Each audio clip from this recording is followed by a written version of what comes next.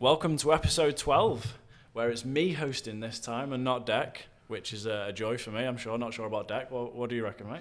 It feels a bit weird. I'm a bit of a control freak. Yeah, that's fine. So I'll be asking the questions today, but what we thought really was that we wanted to get your insight on you building, owning your own gym, running it, and then obviously eventually selling it, right? Yeah, it's definitely the question I get asked the most when I'm teaching. Yeah. What was it like to own a gym? How did you do it? Why did you do it? Why did you sell it? All these sort of things. So hopefully this podcast will give a little bit of an insight into that. So before we start then, what have you done over the weekend, Deck? Because obviously it was coronation weekend. Yeah, people always know that. I play golf on a Sunday usually. So I started doing comps, which I was quite happy. I finished 29th. Very good. Is that good? Is that bad? Out of 180 people. Oh, that's pretty good. So yeah, I'll take that. Because the week before I did a comp, I finished about 90th. Okay, right. So that's pretty good. So yeah, I would take that. That was pretty good. I'm glad we had 20-degre weather. Yeah. But yeah, I was teaching at Athlus on Saturday. We had our Athlus course. And then yesterday, I was speaking to Harry just off the pod. I went to Dishoom for breakfast, which was absolutely lovely. So definitely if you haven't been, Dishoom, yeah. What about yourself? Yeah, well, I had a few family parties. So I had a little birthday party in the sunshine in Birmingham on Sunday, and then went to a fun fair yesterday, which with a 3-year-old is a joy. It's great. She was actually pretty good, but she's gone on all the rides. She loved it. I saw the pictures on Instagram, actually. Good. It looked lovely. Nice, wholesome family day out. Exactly what it is. Yeah, wholesome family fun day. Coronation. So what do you reckon Callum did over the weekend? He told us he went fishing. He went fishing, didn't he? Yeah, fair enough. That's quite good for him, isn't it, to be fair? I reckon that's it. And then he probably got upset at rugby. Yeah. That's Thursday. So we got upset at rugby on Thursday. Yeah. He was out fishing on Sunday. Yeah, in the sunshine. Fair enough. And that's it? That's it. Very good. Right, so what we're going to do today is trying to give you the ins and outs, the step-by-steps, and some clear takeaways. Don't mind the glass being smashed outside somewhere. All part and parcel of life, isn't it? Yes. So we're going to go through a couple of questions. You're basically just going to tell us step by step what you did, right? Because it's those little takeaways that we want to give to people, not the overarching everything. It's the little stuff, right? Yeah. 100%. Everyone always asks me, how do you start a gym? That's a big question, that though, isn't it? Yeah, 100%. How do you start a gym? Well, it's like asking someone who's been in a job for 15 years, how did you get there? Yeah, just write it all down on a piece of paper for me. And not even write it down, just tell me now. Just tell me right now. In one sentence. But I've only got 5 minutes, so Now I've actually had some nice students who've said, can I take you out for a coffee and we'll sit down and discuss it. Nice. So yeah, it was different.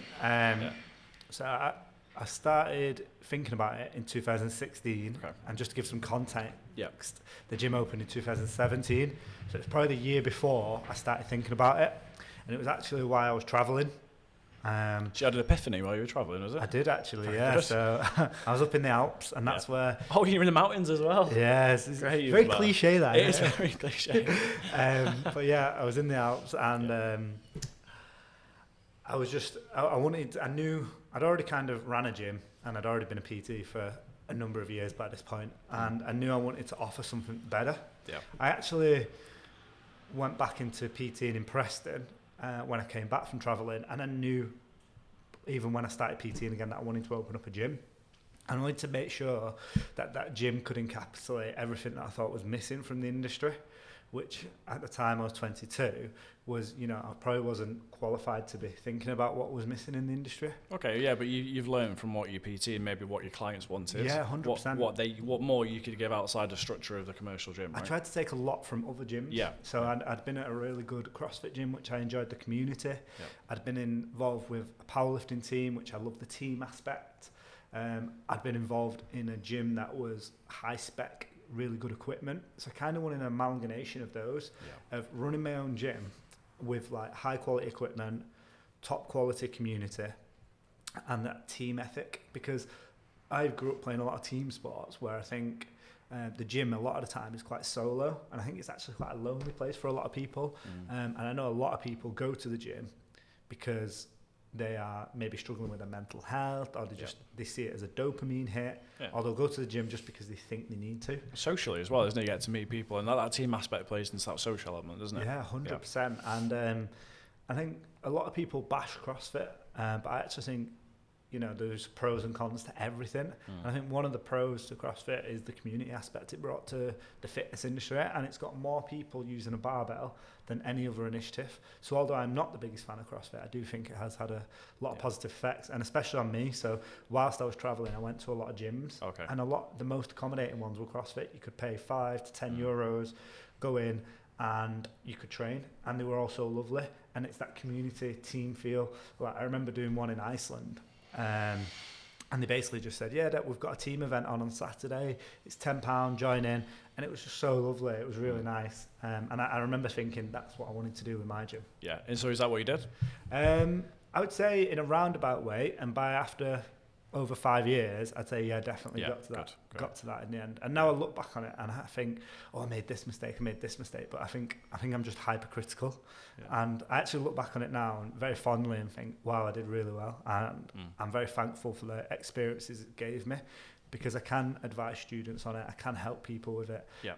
And I would actually say, obviously I spent most of my adult life doing it. So I would say it's probably the best experience of my life so far. So, I started off by looking for leases and a space.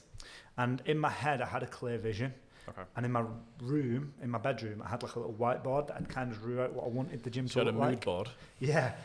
They weren't really a thing back then. Dream board. Do you ever remember doing mood or dream boards? Not personally, but I remember seeing them. You had like a little poster on the wall, didn't it? You stick little scraps of paper on it and that. I don't think that was a real thing until Pinterest came around. No. But yeah, no, I definitely had an idea of what I wanted. Like a look and feel, do you mean? Or like the colours? Like, did you go into the very specific details, or did you figure that out? I'm really boring with colours, so I'm always a black, white and grey kind of person. Right, fair enough. If you're watching the video, you'll see I'm wearing black, white and grey. You're literally wearing black, white and grey. And the gym was black, white and grey. Yeah. But I'd kind of modelled it on what I'd seen as well. So I wanted a green AstroTurf because I remember going to a gym that had a really good green AstroTurf. When I actually put it in my gym, I got rid of it after a few weeks because I hated it. Don't like the colour? I hate green. Something about the green colour on the floor. I'm not a fan of green. Yeah. Even though I'm Irish, I hate green. And I do think there's a place for it. And I think if it was a different type of AstroTurf, I might have liked it. But yeah, I knew that I needed to build a client base. So the plan was to go into a commercial gym, build a really good client base, and then take those clients with me. So is that what you did prior then? So before you were ready to start with your gym, you had to get into a certain place, really. You can't just do it off the back. Well, you have to be in a good place. It's funny you say that. Yeah. We do have students that go, I'm going to finish the PT course. Right. I'm just going to open up a gym. Of course. And I always say to them, just maybe have a second thought about that, because think about how much overhead you're going to have, and you're going to have literally zero income. Yeah. But I do see lots of successful models where gym owners are not actually PTs, but I also feel like they don't understand how a gym should run and how it should be. So I do think having a PT involved, whether they be a part owner or a major owner, it is important because they'll know what clients want. Yeah. So I knew that my goal was to get to kind of 40 hours a week of PT, so that would be able to sustain a whole gym. I was charging £40 an hour. And I just wanted to make sure that I had a good client base when I moved. I had set my sights on opening in October 2017 because I'd set myself like a year to do it, but I got a little bit impatient and opened up 6 months early. That's on brand for you though, isn't it? It is very, very on brand for me. I was definitely a lot more hot-headed and impatient back then. So I remember viewing a few leases and a lot of them were terrible. Right. But the first terrible as in like what, cost space, or structure? Space. I wanted a kind of like I go back, I looked at the mood board, as you put it. I looked at what I'd been to already, and it was a lot of industrial buildings. And this wasn't a big thing back then. In 2016 when I was looking, it wasn't really a thing to have industrial gym. But it is now, right? It is now. It's the most prevalent type of gym. I actually wanted an office space originally, and I wanted the office space because I wanted it to be warm. I'm not someone who likes the cold, but they were just too expensive. So I remember going, right, I'll get an industrial space and move into there eventually. So I looked at lots of leases, and as a 22-year-old, that was quite difficult. Like looking at leases, just like give some background to that though. So you're looking at leases for a gym, but what like personally at that point in life, were you renting? Were you have your own house? Did you live with your parents? What were you doing? I was renting my own house with my girlfriend at the time. We went down to one car between us, so I could afford to open up the gym. Yeah, because I wanted a big pot of cash to open up the gym. It wasn't a big, when I look back now, I think it was a tiny bit of cash. It was £7,500, which is nothing. When you're setting up a gym, it's probably not a big budget. It's literally nothing. And I knew that I was going to buy all second-hand equipment, so I was constantly looking on eBay, Facebook Marketplace, Gumtree, just kind of like writing lists of what I wanted. So sometimes, again, I got a little bit impatient, bought some stuff. It might live in my dining room, so my dining room was full of mats and barbells and dumbbells because I was trying to get it together. And then I kind of fell to a little bit of salesy tactic. I met this guy and this landlord, and he already had the terms of use for the property. Right. And for anyone wondering, if you get an industrial building, you have to have terms of use on it that allows a gym. So if it's retail, they're not all fitted for a gym, exactly. Right? They're not allowed. So the first property I did like was on a high street, and that was I think that was classed as type A, which means it was for retail only. So I couldn't run a gym in there. So I had to either pay to get the terms of use changed or find a different property. And the other thing with commercial buildings is some of them have business rates, some don't. The one I found was kind of perfect. It was 4 square foot under the threshold for paying business rates. Very good. I was like, that is amazing because that saves me thousands of pounds. It had great outdoor space, which I loved in the summer to use like a car park and an outdoor space for training clients. And it was 2,000 square foot. Sorry, 1,600 square foot. But I could build a mezzanine, which is what I did. So I remember thinking, that's perfect. And the landlord was like, oh, the old sales tactic, I've had offers in and, I've got people interested. So I jumped at it really quickly. That night I ended up paying the deposit on it. And realistically, if I look back now, I probably would have planned it a little bit better. I was only looking in May, and was it May? It was May time. It was definitely April, actually. So I was looking in April because I just wanted to get an idea, and the idea was to put the costs in place of what I was looking for while I continued to save up. Because the fund had grown. Once I sold the car for 7,500, the fund had grown to about 10 grand at this point. So the longer you leave it, literally month by month, you collect more funds basically. Yeah, exactly. So I'd been really strict. I was working loads, and I just give loads of sacrifices. No meals out, no holidays. Really strict because I had a clear plan and goal of what I wanted. Which is so important, isn't it? Really. Yeah, and I think if you are thinking about, and you listen to this and you're thinking about opening a gym, ask yourself what sacrifices you're willing to make, because there is a lot of sacrifice involved. Whenever you own any business or want to start any adventure or project, ask yourself. Even when you start a training plan, you have to go, I'm going to sacrifice X amount of time for this. It's like with any goal. At the moment, I want to get better at golf. I have to sacrifice X amount of time. And I think everyone has to think about that. And it's really important when you are thinking about opening a gym or any sort of project or business, you have to work out what sacrifices you're willing to make. So instead of waiting until October 2017, I actually put the deposit down on the 1st of May. Right. Which is ironic because we're on the 9th of May as we're recording this. So I guess it would have been 6 years ago today, or around this time. I remember putting the deposit down, and on the 1st of May I handed in my notice at DW, which would have been 4 weeks. So I had 4 weeks to buy everything and kit the gym out. So it was working, used to get to the gym at about 5:30 in the morning, do clients from 6 till about 10. Between 10 and 2, train myself, do all my admin. Between 2 and 4, I'd be at the other gym trying to get it set up. Work until about 8, 9, 10 o'clock at night, and then go to the other gym. And I actually have a really funny story. One night I was putting all the mats in with a couple of friends who were very nice to help me. And as I was they'd gone home, and as I was shutting the shutter, I knocked it off its hinge. So the shutter wouldn't close. And obviously the maintenance guy wasn't until the next day, so I had to sleep in the unit. Did you? Yeah, so it was really funny. Because you worried about people because I'd just put all the kit in that day. So I was terrified people were going to steal all my dumbbells. You literally slept in your gym. So I literally slept in the gym. And that was quite a funny story, really. But they're the sort of things you do when you start your own business. And I also think, looking back now, I was so excited to have the gym, I didn't realise like the detrimental effect it was having on me. Like I was working till 3 a.m. overworking and stuff, sleeping for 2 hours, and then going to work the next day. And I remember like on a Sunday, I just didn't wake up one Sunday. Just slept all the way through till Monday morning. So I knew I was pushing it, but thankfully on the 1st of June, we opened up for the first time, and it was one of the most memorable days of my life. My sister came, my brother came, all my family came, which was lovely. All my friends came and supported me. We did like a big open day. I remember being really tired because we worked a lot the night before to try and get it there. It was really interesting. And we went to Tang's, which is like a Chinese at the bottom and a karaoke place at the top. Nice. So we did karaoke with like 100 odd people. So it was really, really nice. So you just said we then. So did you do this on your own, or did you set up with some people? we had 2 directors and basically 2 other directors and owners. We owned it a third each. But within a couple of months, it became very clear that I was putting a lot more work in than other people. And I had a clear vision of where I wanted to go. And I'm very, very hardworking, very detailed, and very driven.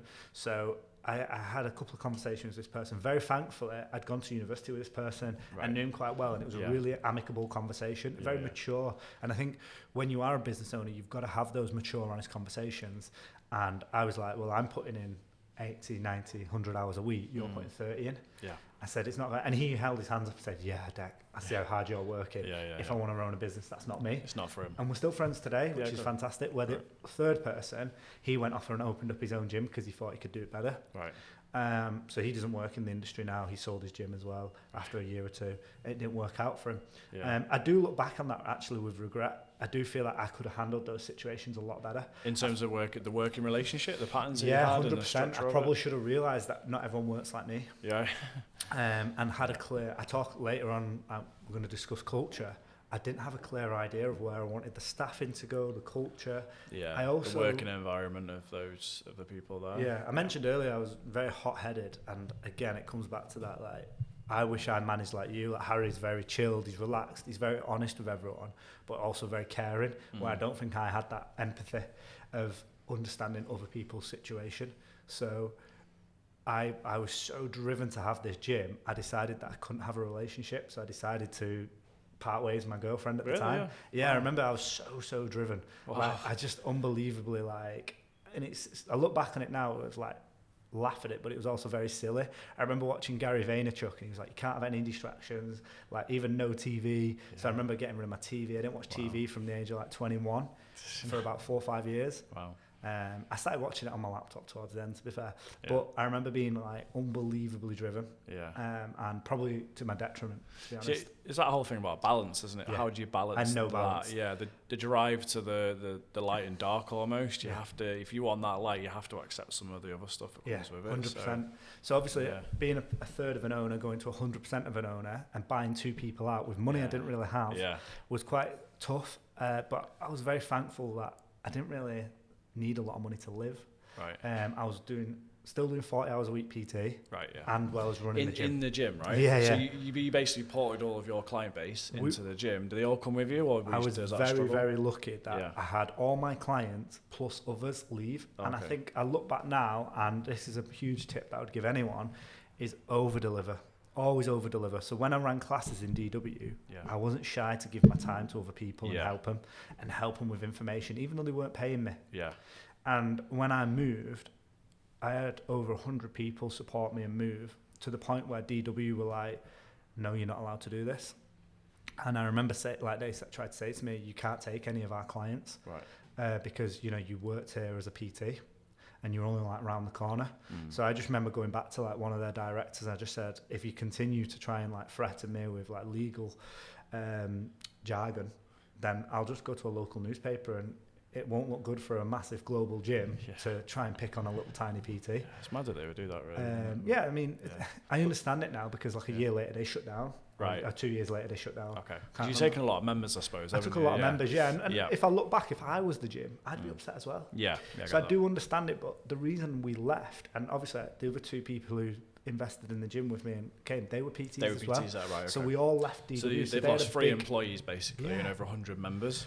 But I think it comes back to my point that I started the gym for another reason as well, and I look back to it, and I think there's a big issue in the industry now, is it's hard for a PT, and I think gyms don't do enough for PTs. I really don't think commercial gyms specifically do enough for personal trainers. I see it all the time, and I was speaking to a student only 2 weeks ago about it. She hadn't had a full PT diary. The clients had dried up since January. yet the gym was still hiring new PTs and telling them they're going to be full in a couple of months. Yeah. And it's shocking, and that's one of the best gyms in the country. Yeah. And one that I would actually say is one of the better commercial gyms, and I just can't believe that they would do that.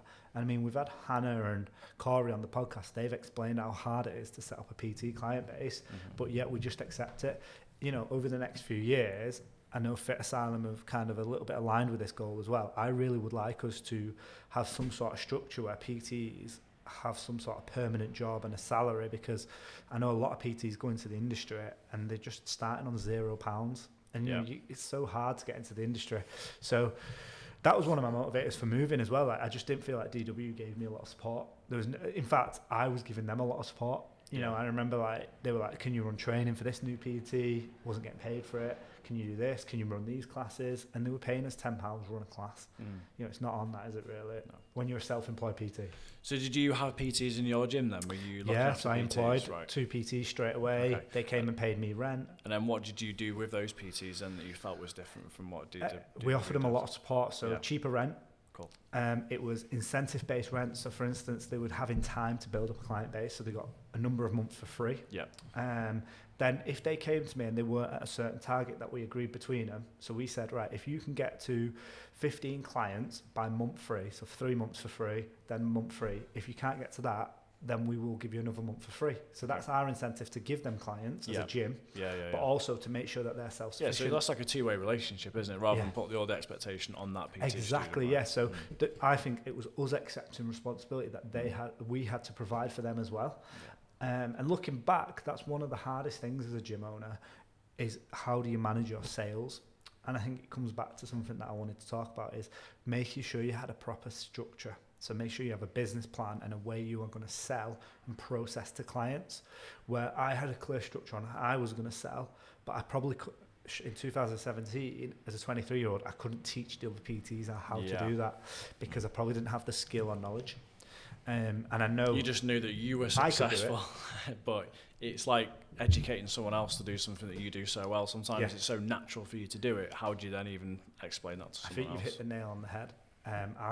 I was of the understanding, if I can do it, why can't others? Yeah. And others probably haven't got the same mindset as me and probably have a better balance than me. Even now, like, I still struggle for balance and mindset. Sometimes I do think, well, if I'm doing it, why can't they do it? And I know it's not the right mindset. So I always do challenge myself on that. And I think, looking back now, if I did open up a gym again, I would definitely look at getting proper trainers in who could teach people how to do sales and marketing. The education side of it, isn't it? Mentorship program, essentially, isn't it? When you start a new job, a full-time job, going back to the salaried option, there's always really an internal training program or internal sort of induction process. Like, you wouldn't allow a new teacher. Yeah, they've got the teaching quals, but they don't know how to teach that specific group. So you give them a course, you put them on a training program, you give them lessons. It's the same with PT. You shouldn't expect a full-time PT to go on and earn you a crust. Like, I was putting too much pressure on them, basically. And I love how you do it at the moment. Like, if we get a new member of staff, you say, right, for a full month, you're shadowing. You try bits you want to try. So if you want to try and teach a lesson, teach it. If you want to try and do some marketing, try it. But for the first month, you're shadowing. And that's such a good way of doing it. Like, I wish I could have done that with my PTs going back now. That is a great way of kind of giving them time, taking no pressure on, and they can have a proper look around, because you don't understand the insides and outsides of any business until you spend time in it. There's so much going on. You couldn't. Even now, I don't think, like, I've been here 2 years nearly in November, and I still think there's new stuff that I'm learning all the time. So I think a month just to kind of get settled in is a really good idea. And if I go back, I would do that. And I'd also spend more time with training. We're currently in the restaurant at the moment, and I know it's probably one of Daniela's greatest strengths is she trains the staff so well. She lets them shadow other members of staff, and I always think I like learning from other kind of disciplines, industries and people, and I think that's a really good way of doing it, you know, just letting them shadow another member of staff. And what she does is she lets them shadow every single role within the restaurant, and then they can come to Daniela and go, I like this role. Is there a position that I could do it there? Also, there's an understanding of how the ship gets driven, isn't it? You know? Yeah, that's a really good analogy, how the ship gets driven. Because if you know what everyone's role is, you can go, I understand what pressures, you know, how to help them. You can work well as a team then if you understand what the pressure everyone's under. 100%. Like, I understand. I understand like lots of different ways that other people work, and it helped me to understand a lot of different roles. And if I could go back to a gym, I could get the employees or the PTs and go, well, what do you struggle with? You do this really well, so how can I help you? And I think towards the end, definitely in 2018 and 19, going into year 2 and 3 now, I really did that really well. Yeah. I got other PTs to coach and help people, and I paid them to do it. And I got kind of like a weekly setup in terms of they would come down, sit with me, how many sales have you made? What can we do better? What can we post? As a gym, how can we offer you more support? Yeah, I'm a big believer in, if, as the gym owner, going, well, how can we support you and help you? Yeah. I remember reading in a book once, and it was actually a book on how to deal with children. And then I remember seeing the same thing in a book on how to deal with adults. It was always give them the option. Yeah, choice, isn't it? Yeah, give them choice. And I think you do this quite a lot as well, Harry. Like, you might say to someone, okay, no worries, yeah, we can help you in this, we can do this, this and this. Which one is your preferred way of going about this situation and resolving it? Yeah. And I would love to have done that. I had that approach, but I didn't in the first year, and I did in the second 2 years. That's great. All right, Dec. I think we're just going to take a quick short break. So grab a brew, come back, and we're going to talk about day-to-day ownership and what that really looks like. Yeah, cheers, pal. We're back from our break. Not a very exciting break. I don't think we did anything. We just sort of walked around a little bit, didn't we? Yeah, just stretched the legs off. Just, have some electrolytes. Some electrolytes. Is that what you got in the bottle? Yeah. I just thought it was like squash or something. No, There's summer fruits in the bottle. Right, so we're going to now talk about more of the day-to-day stuff, right? Because we talked about, right, why you did it, this is the vision, this is the USP, this is all that kind of business. But, like, what does that actually mean for a business owner and a gym owner day-to-day? What does that look like? Yeah, I was definitely a bit clueless on this to start with. I never really had a physical business. I'd had a lot of, like, online businesses, little businesses where I ran them myself, but this was obviously a business that required a lot more attention. So day to day, usually go and open the gym about 5:45 in the morning. Was it you opening up every day then? To start with, yeah. Yeah, so open up every day, 5:45. Like 7 days a week? No, Monday to Friday. I'd run a 6 o'clock class. Yeah. Weekends we'd open up at 8, so it wasn't too bad. Right, okay. And then we did classes 6 o'clock till 7, 7 till 8, Monday to Friday. So I'd usually run those classes myself. When I used to have PT clients then I'd be doing my PT clients, which would be pushed back to a little bit later. Then I'd usually kind of, in the day, like I said, a PT is normal. So I usually do 5-6 hours of PT. Then I'd also try and manage the gym, whether that mean, and this is the bit that people probably don't see, is just like the day-to-day admin. Checking all the emails, trying to make sure the stories are on for Instagram, make sure all the messages are done. At the time, we were using Facebook ads, and it was so amazing. It helped us get so many clients. And one of the biggest points I would like people to take away from this podcast is make sure you do have a sales process. Yes. Because we had about £2,000 to £3,000 worth of overheads a month. Right. So it started off at about £2,000, and by the end of the gym, it raised up to at least £3,000 a month. Wow. So you had £2,000 of overheads straight away. So you have to make £2,000 before you even see a penny in your pocket. I said this to people, when you first start, and that's without staffing. That's that is literally just the day-to-day running costs. So just to break it down, rent was £700 a month. We had internet, Wi-Fi, electric bill. Electric bill was quite large. Yeah, big industrial unit will be, won't it? Yeah, exactly. Yep. So day-to-day costs were £2,000. To start with, plus insurance, which is quite a large cost of a gym, and you do need public liability insurance for your clients and for the people who use the gym. We started off obviously running group sessions, and this was mainly from my client base. Okay. Then PTing, and then doing all the admin in the middle of the day, which might be setting up the electric, sorting out the bills, managing all the sales, all the kind of make sure everyone's booked in properly. Then we would move into in the evening running all the classes. So classes were 5 till 8 in the evening. Yeah. And then 8 till 9, I'd probably shut the gym and do all the bits. So I'd you're clean it. You're cleaning. Yeah, so I literally did the cleaning. So you're there all day, you cleaning. Yeah, I tried to clean every single day at the start, but that wasn't doable. No. So I ended up just cleaning like 2 or 3 days a week. Okay. Saturdays I'd usually only do 8 till 1, and the same on Sunday. Okay. So it's quite nice. Like I treated half Saturday, half Sunday as like my full day off. Yeah. It's quite nice to recover. As time went on, in 2018, I remember we hired our first member of staff, and I just got it completely wrong. So when you say hired, what did that look like? I know you had the rent option, but how did you go about even getting that person? Hiring them? Was it contract? Was it not? So I had two PTs that were renting space off me. Just physical space. So they pay you rent. It's very transactional, right? Yeah, very transactional. They cracked on, and they were very little rent, and they got to use the space. Got their own keys. Cool. They could come in whenever. Yeah. So if they were there after 8 o'clock and I needed to clean up, I'd usually clean around them because they might just have one-to-one client. And then they would lock up if I'd finished. Great. Which was great. But I mean, this first member of staff was to help me with all the admin stuff. So it was to open and close the gym if I needed them to. Yeah. It was to sign up members. It was to do all the admin stuff, the invoicing, accounting, all that sort of stuff. And I just got it completely wrong. I had no idea what I was doing. Right. I was trying to help a friend out. She just said to me, we've got like a daughter who's just left college. Yeah. She's looking for a job doing admin. Okay. Yeah. So it was a very admin-y role then, yeah? Yeah. So it wasn't a PT come admin? No, definitely not. So I was like, yeah, no worries. Didn't even do an interview. We just got started. And she just had no idea what a day-to-day life was. She'd never really had a job before. Right, okay, cool. So to then work in a gym, it was just so hard for her. Yeah. So I remember that went really badly. So she just didn't enjoy it. She ended up going to university. Right. So that's how that ended? Yeah, I was actually reluctant to get rid of the member of staff because it was a friend. Yeah, so I was going to ask you that because you will have had to have a pretty hard conversation with. I didn't have it. Yeah, so you didn't. I really so you didn't have it. Yeah. Yeah, I remember because it was a really good friend, and like the young girl who works for us, she was about 18 or 19 at the time. I'd seen her growing up for a few years, so I was quite close to her as well, and I was really like, I thought, no, I always look at myself, I was like, right, I've just not trained her properly, I've not done enough. So I remember doing lots of different things trying to help her. Yeah. But it came back to the same thing, is I was expecting people to do what I can do in that same time and give the same amount.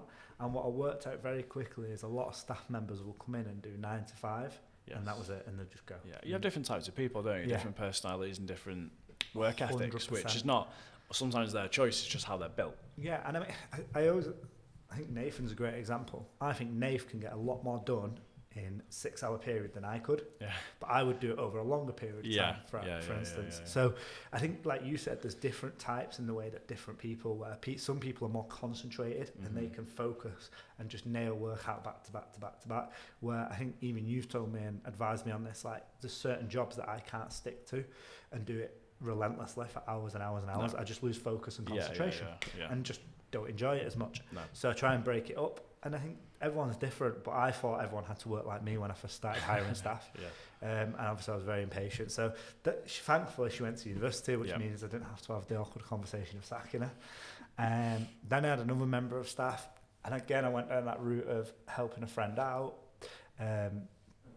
They had a young lad who needed a job, tried to get him involved for gym environment. He liked the gym where the other member of staff didn't. So I thought that might be a bit better. Still was terrible. Right. But I did have the conversation this time. He needed to leave. Yeah. And it was very amicable. And I think those conversations, gym owners and people, PTs, just not qualified to do them, are you? No. There's no training involved. No one tells you how to do it. No. And I remember since then I've watched a lot of videos on it, and like, it's so much better. There's processes to everything. Yeah, of course. Yeah, management is about processes. So leadership's about how you are with people. Management's about processes and managing those processes and having a structure for everything that you do and using that to help with staffing. So the day-to-day life then became managing staff as well. I was still running the gym at 6, but I'd kind of said to the PTs, if you want money off your rent, you can run the classes. So I'd kind of worked out how to balance my life. So in 2017 and 18, I just worked like this relentlessly for like 70, 80 hours. But then towards the end of 2018, I just absolutely crumbled. Did you? I went on holiday actually for 2 weeks to Italy. Yeah. And it was the first holiday I'd been on in 3 years. And I really struggled. I was having panic attacks. Really? I was having anxiety attacks. Wow. I was really struggling. Couldn't sleep. I was checking on the gym every single hour. I was really, really bad. And at the time, I didn't think it was a problem. When you're in it, sometimes you just get swept up with the energy of it. But when you take a step back on holiday, you're like, actually, there's a different viewpoint now. I'm done. Yeah, so we were supposed to be going to Italy. We went to Italy for 2 weeks, and I just didn't enjoy it at all. Okay. I remember really struggling, and we were doing different days. Yeah. We were travelling around Italy, me and Daniela. We were doing like a couple, we'd all just started seeing each other as well. So it was just we're doing a few days here in Rome, a few days in Florence, and I really just struggled massively. And then we spent a week where she lives in Paola, and I couldn't relax. I was like, I'd wake up and I'd be shaking and stuff. It was just not nice. My heart rate on my watch kept saying like 160, 170. So that's like just pure stress, isn't it? Pure overwhelmed. That bucket was full. You just needed to poke some holes in the bucket and let it out. So I thought the holiday would have helped, and it actually had a different effect. So when I came back, the only way I could deal with it is just work. Wow. And actually that kind of plays into your mindset though, isn't it? Like if something's wrong, work harder. Yeah. Rather than maybe just reflecting on what's going on, right? Yeah. Yeah. And that kind of comes back. I remember I broke my back in 2017. Right. I was getting ready for a powerlifting comp. Okay. And I'd been working relentlessly in the gym. Yeah. And I was at this stage, we were about 6 months into the gym. Yeah. Going back to day-to-day life, I was building a mezzanine. And stupidly, I thought I could build a mezzanine because at this point I could do anything. Yeah.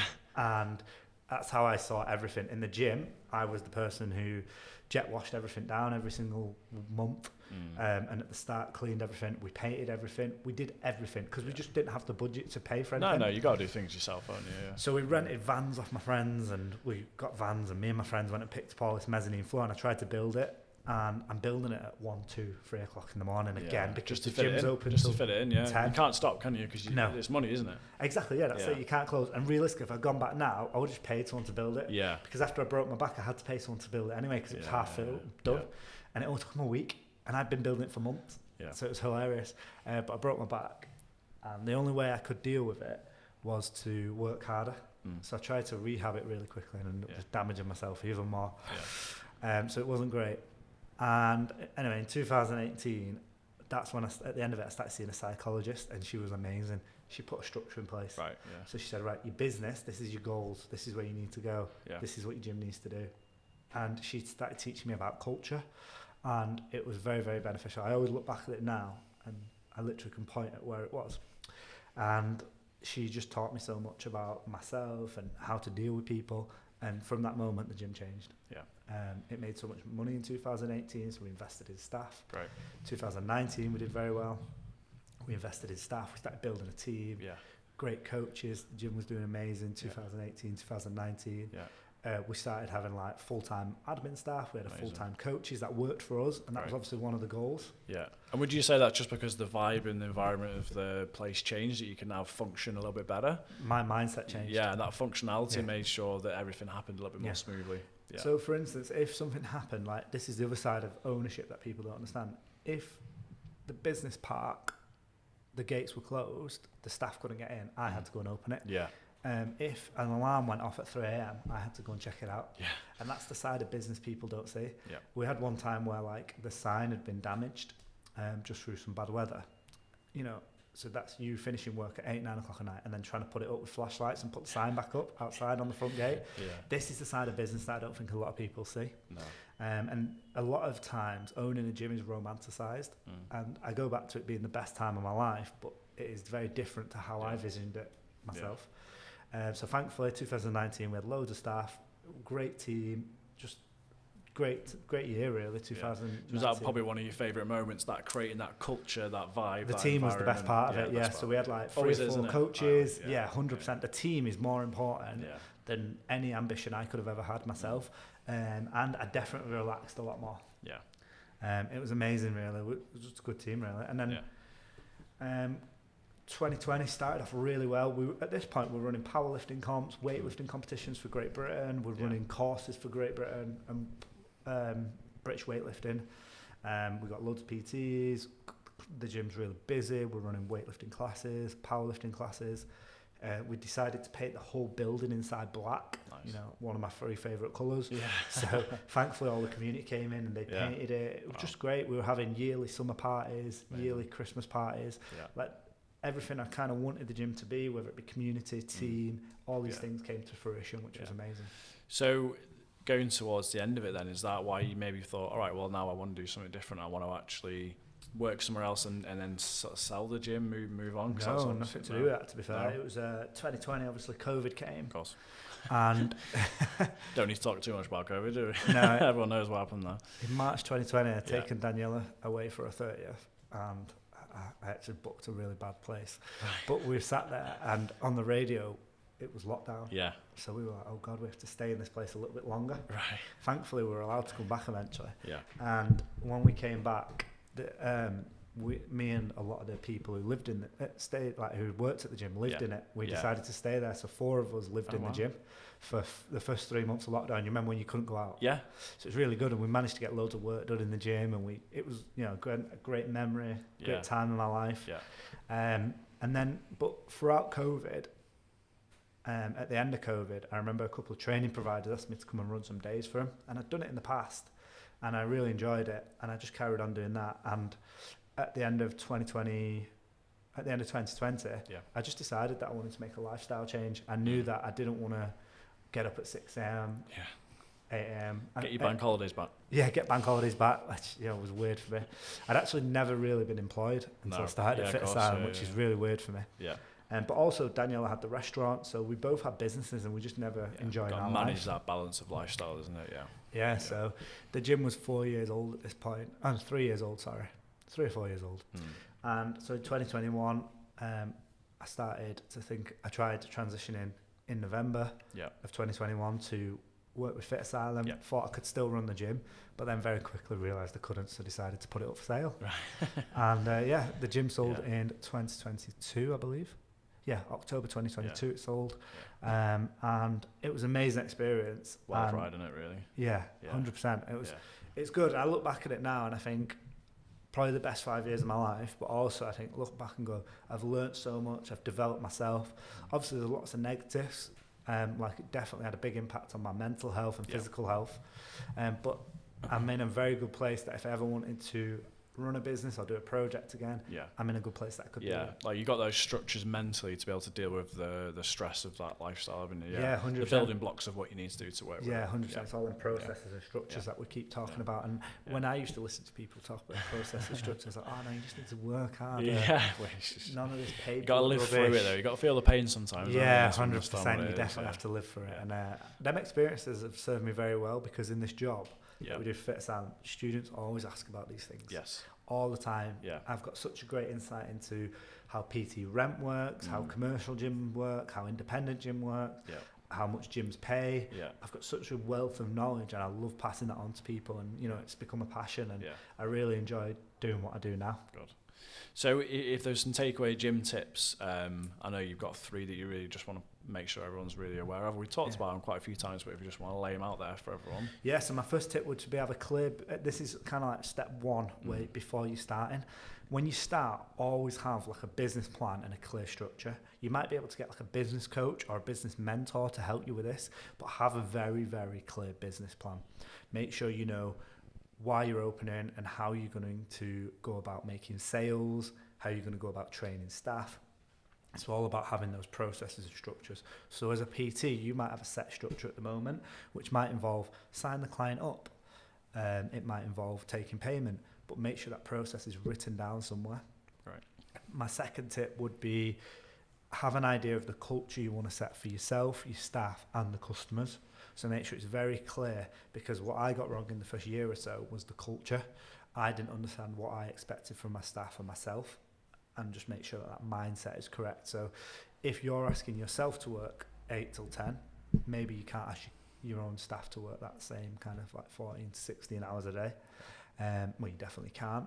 And I think make sure you're realistic about what you can do. So with that culture, set yourself the standards. One of the things I'm really proud of is I would never ask my staff members to do something I wasn't willing to do. Yeah. So when a staff member said, oh, Det, you're asking me to mop the floor, I'd go, well, no worries, I did it for 2 years. Yeah. And I still chipped in if I needed to. Like when we did big deep cleans and stuff. I'd say they were the 2 most important tips. And then like the third one, I'd just say about understand what it's like to run a business. Make sure you speak to people in the gym industry, but also in other industries. Different industries. You're talking about the restaurant. It's good different advice, industries is really, really important, because all the time people say to me, oh, it must have been easy to run a gym. You could, you just leave it to run and it just makes money. That's not the case. You need to make sure you're always involved and make sure you are running that business. It's the same with the restaurant. I know Daniela does so much for it outside of what people see on a day-to-day basis.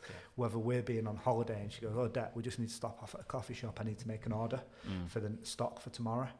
And I think that leads on to kind of like, when you are running a business, make sure you're willing to delegate.